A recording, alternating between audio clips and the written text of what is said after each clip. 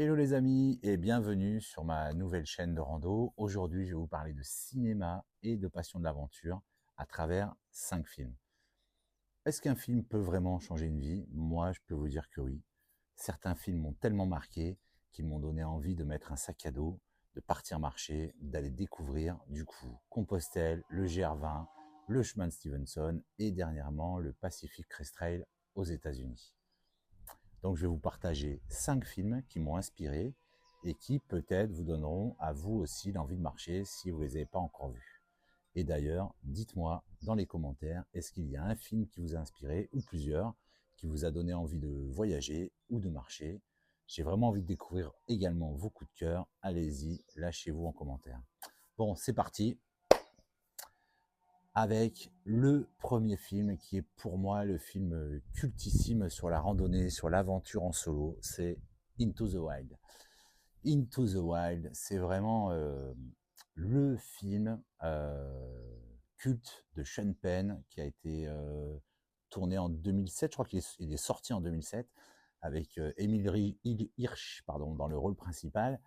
Alors l'histoire, c'est inspiré d'une histoire vraie.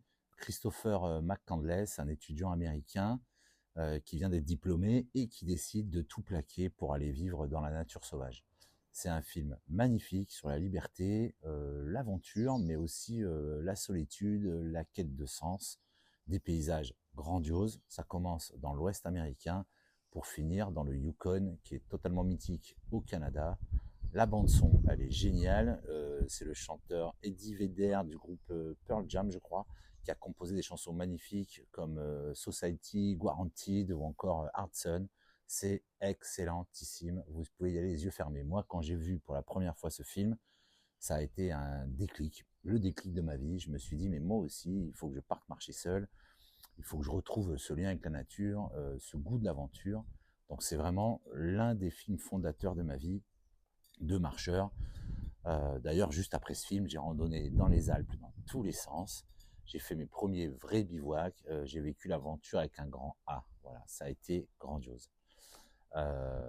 Petite parenthèse. Si jamais ce genre de contenu vous plaît, n'hésitez pas à vous abonner à la chaîne. Je partage mes treks, mes conseils de rando et mes inspirations, comme aujourd'hui, sur les films marquants qui m'ont poussé, en tout cas sacrément inspiré pour marcher. Deuxième film. Le deuxième film, c'est The Way, la route ensemble, qui est sorti en 2010 avec Martin Sheen dans le rôle principal. Alors, l'histoire de ce film, c'est un père qui est américain, qui apprend que son fils est mort sur le début du chemin de Compostelle. Donc, du coup, il se rend à Saint-Jean-Pied-de-Port récupérer les affaires de son fils, c'est-à-dire son sac à dos. Il hésite et puis il finit par réaliser le reste de son fils, c'est-à-dire aller de Saint-Jean-Pied-de-Port à Saint-Jacques-de-Compostelle et Finistère par le Camino Frances. Ça, on est là, pour le coup, on est dans un récit profondément humain, le deuil d'abord, le partage, les rencontres improbables et la transformation intérieure que provoque la marche. Pour ma part, j'ai fait Compostelle plusieurs fois. Je peux vous dire que ce film il retranscrit parfaitement l'esprit du chemin, la dimension spirituelle, mais aussi humaine, fraternelle, la bienveillance des gens. Vous allez retrouver cette ambiance et ça va vous donner envie d'aller sur le chemin de Compostelle. Le film 3, pour moi, c'est un film beaucoup plus léger. C'est une comédie française. C'est Les Randonneurs avec Benoît Poelvoorde, Vincent Elbaz et Karine Viard, je crois, si mes souvenirs sont bons. Alors ça, c'est un groupe d'amis parisiens qui part sur une partie du GR20 en Corse. Et évidemment, comme c'est une comédie, ça va pas se passer comme prévu. Ils vont vivre des galères, des engueulades, des fous rires. Et en fait, ce film-là, il retranscrit vraiment l'autre visage de la rando quand on part en groupe. C'est ce qu'on a pu connaître tous, je pense. Les paysages sont superbes. Hein. C'est la Corse, c'est le GR20, c'est top.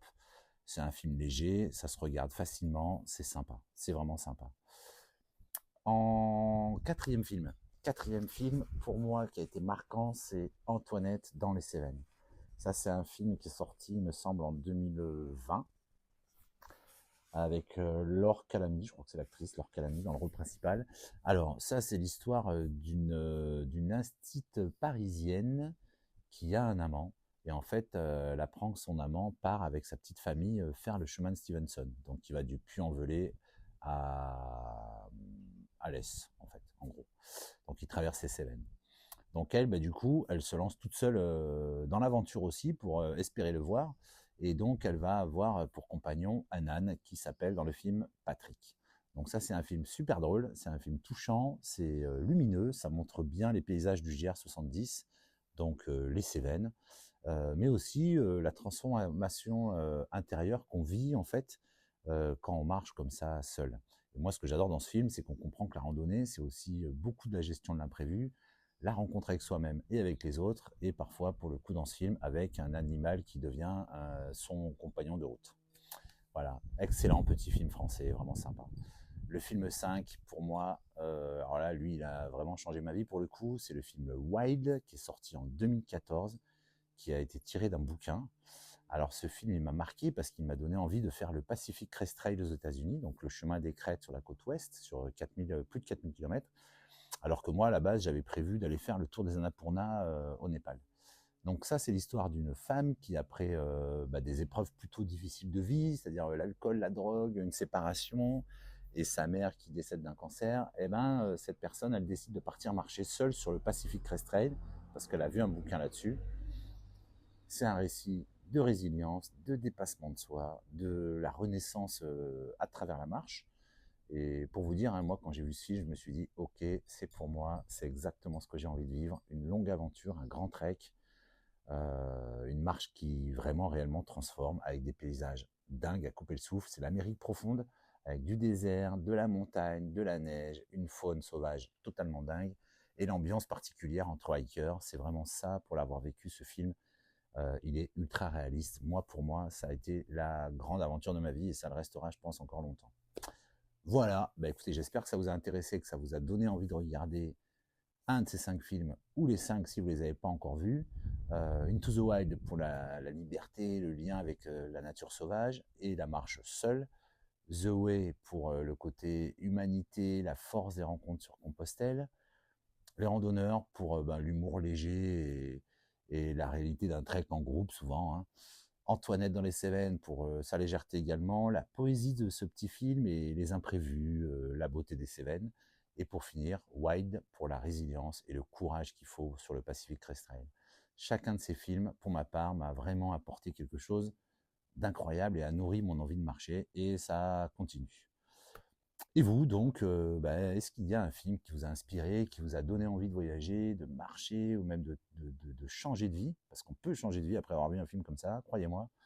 Mettez-moi là en commentaire et moi je serais vraiment super content de découvrir ce qui vous a inspiré vous également. C'est un partage. Et si vous avez aimé cette vidéo, abonnez-vous à la chaîne. Je partagerai bientôt mes treks, mes conseils de rando, de matériel et d'autres inspirations liées à la marche et à la randonnée. Je vous dis un grand merci et à très bientôt.